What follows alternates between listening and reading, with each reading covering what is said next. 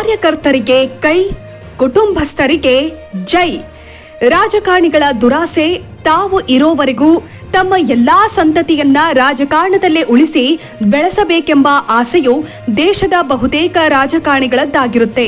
ಹಾಗೆಯೇ ಕೆಲವು ರಾಜಕಾರಣಿಗಳು ಸರ್ಕಾರದ ಯೋಜನೆಗಳನ್ನ ತಲುಪಿಸದೆ ಹಾಗೂ ಅಭಿವೃದ್ಧಿ ಕಡೆಗೆ ಗಮನ ಕೊಡದೆ ಕೋಟ್ಯಂತರ ರೂಪಾಯಿ ಹಣವನ್ನ ತಮ್ಮ 5 ತಲೆಮಾರಿಗಾಗುವಷ್ಟು ಅಕ್ರಮ ಹಣ ಮಾಡಿಕೊಂಡಿರುತ್ತಾರೆ.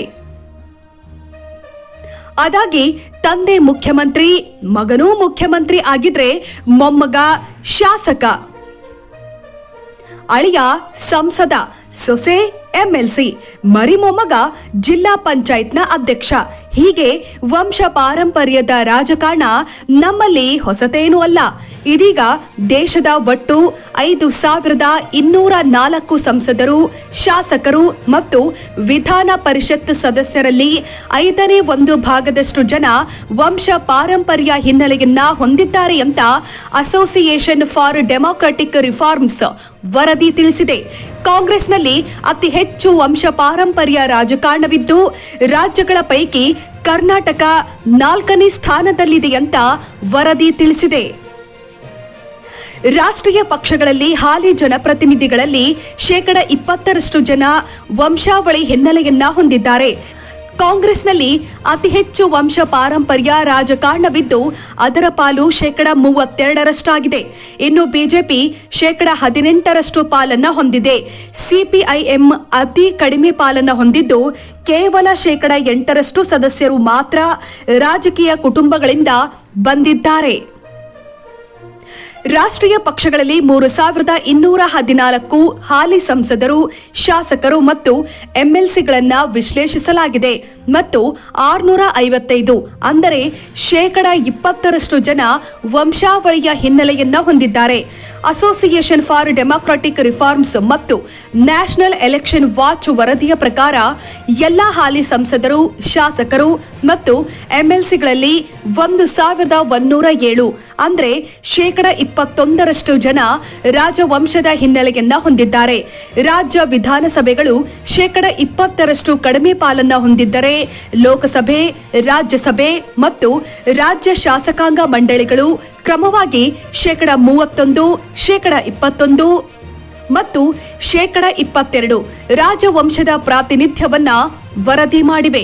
ಉತ್ತರ ಪ್ರದೇಶವು 141 ವಂಶ ಪಾರಂಪರ್ಯ ರಾಜಕಾರಣದೊಂದಿಗೆ ಮೊದಲ ಸ್ಥಾನದಲ್ಲಿದೆ.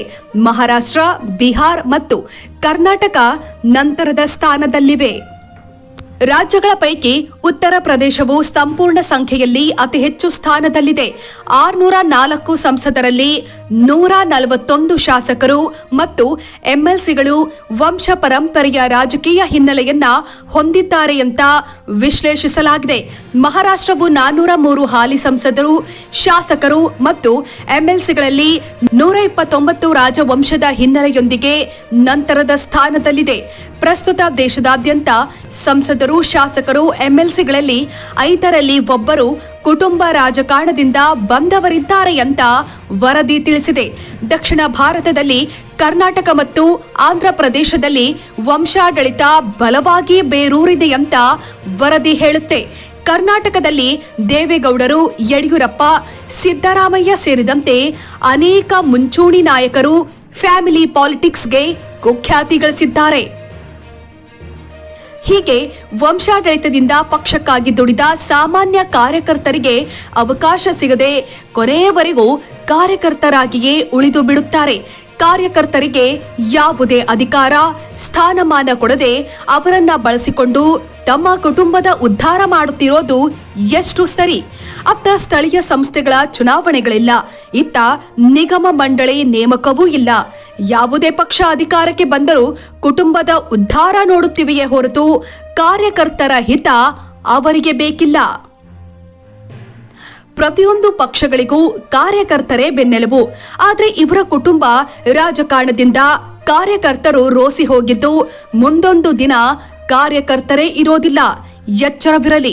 ನಮ್ಮ ದೇಶದ ರಾಜಕಾರಣದಲ್ಲಿ ಒಳ್ಳೆಯ ನಾಯಕರುಗಳು ಪ್ರಾಮಾಣಿಕರು ಇರುತ್ತಾರೆ. ಅವರಲ್ಲಿ ನಮ್ಮ ರಾಜ್ಯದ ಕಲಬುರಗಿಯ ಎಸ್.ಕೆ. ಕಾಂತ್ ಅವರು ಕಾರ್ಮಿಕ ಸಚಿವರಾಗಿ ಸೇವೆ ಸಲ್ಲಿಸಿದ್ದು ಇವತ್ತಿಗೂ ಯಾವುದೇ ಆಡಂಬರವಿಲ್ಲದ ಜೀವನವನ್ನ ಸರಾಗವಾಗಿ ನಡೆಸುತ್ತಿದ್ದಾರೆ. ಕಳೆದ ವರ್ಷ ಅವರಿಗೆ ದೇವರಾಜ ಅರಸ್ ಪ್ರಶಸ್ತಿಯನ್ನ ಕೊಟ್ಟು ಗೌರವಿಸುತ್ತಾರೆ. ಇವತ್ತಿಗೂ ಕೂಡ ರೈತರು, ಹಿಂದುಳಿದ ವರ್ಗದವರ ಸಾಮಾಜಿಕ ಸೇವೆಯನ್ನ ನೀಡುತ್ತಿದ್ದಾರೆ. ಹಾಗೆಯೇ ತಮಿಳುನಾಡಿನ ಓರ್ವ ಕಾಂಗ್ರೆಸ್ ಸಚಿವ ಪಿ. ಕಕ್ಕನ್ ಅನ್ನೋರು ಹರಿಜನರಾಗಿದ್ದು 1942ನೇ ಇಸ್ವಿಯ ಭಾರತದಿಂದ ತೊಲಗಿ ಎಂಬ ಅಭಿಯಾನಕ್ಕೆ ಭಾಗವಹಿಸಿ 1.5 ವರ್ಷ ಸೆರೆವಾಸ ಅನುಭವಿಸಿದರು. ಆ ಬಳಿಕ 1957ರಿಂದ 1967ರವರೆಗೂ ಸಚಿವ ಸಂಪುಟದಲ್ಲಿದ್ದು ಅವರಿಗೆ ಪಿಡಬ್ಲ್ಯೂಡಿ, ಕೃಷಿ ಹಾಗೂ ಗೃಹ ಖಾತೆಯನ್ನ ನಿಭಾಯಿಸಿರುತ್ತಾರೆ. ಇವರು ಸಚಿವರಾಗಿದ್ದಾಗಲೇ ತಮ್ಮ ಮಕ್ಕಳಿಗೆ ಅತಿ ಸರಳವಾಗಿ ಮದುವೆ ಮಾಡಿ ಯಾರೊಬ್ಬರಿಂದಲೂ ಯಾವುದೇ ಉಡುಗೊರೆಯನ್ನ ಪಡೆಯದೆ ಮಾಡಿದ್ದರು. ಅವರ ಸಚಿವ ಸಂಪುಟದಲ್ಲಿ ಒಬ್ಬರು ಕಕ್ಕನವರಿಗೆ ಗೊತ್ತಿಲ್ಲದಂತೆ ಚಿನ್ನದ ಹಾರವನ್ನ ನೀಡಿರುತ್ತಾರೆ. ಅದನ್ನ ತಿಳಿದುಕೊಂಡ ಕೂಡಲೇ ತಮ್ಮ ಮಡದಿಯನ್ನ ಕರೆದುಕೊಂಡು ಅವರ ಮನೆಗೆ ಹೋಗಿ ಆ ಚಿನ್ನದ ಹಾರವನ್ನ ವಾಪಸ್ ಕೊಟ್ಟಿದ್ದಾರೆ. 1967ರ ಚುನಾವಣೆಯಲ್ಲಿ ಡಿಎಂಕೆ ವಿರುದ್ಧ ಸೋತ ಬಳಿಕ ನಿವೃತ್ತಿಯನ್ನ ಘೋಷಿಸಿ ತಮ್ಮ ಬದುಕನ್ನ ಮುಂದುವರೆಸಿದಾಗ 1980ರಲ್ಲಿ ತಮಿಳುನಾಡಿನ ಮುಖ್ಯಮಂತ್ರಿ ಎಂಜಿಆರ್ ಅವರ ಅವಧಿಯಾಗಿದ್ದು ಆ ದಿನಗಳಲ್ಲಿ ಕಕ್ಕನ್ರವರಿಗೆ ಆರೋಗ್ಯದಲ್ಲಿ ಏರುಪೇರು ಆದಾಗ ಎಲ್ಲಾ ಜನಸಾಮಾನ್ಯರಂತೆ ಮಧುರೈನ ಸರ್ಕಾರಿ ಆಸ್ಪತ್ರೆಯಲ್ಲಿ ದಾಖಲಾಗಿ ಚಿಕಿತ್ಸೆ ಪಡಿತಾ ಇದ್ರು.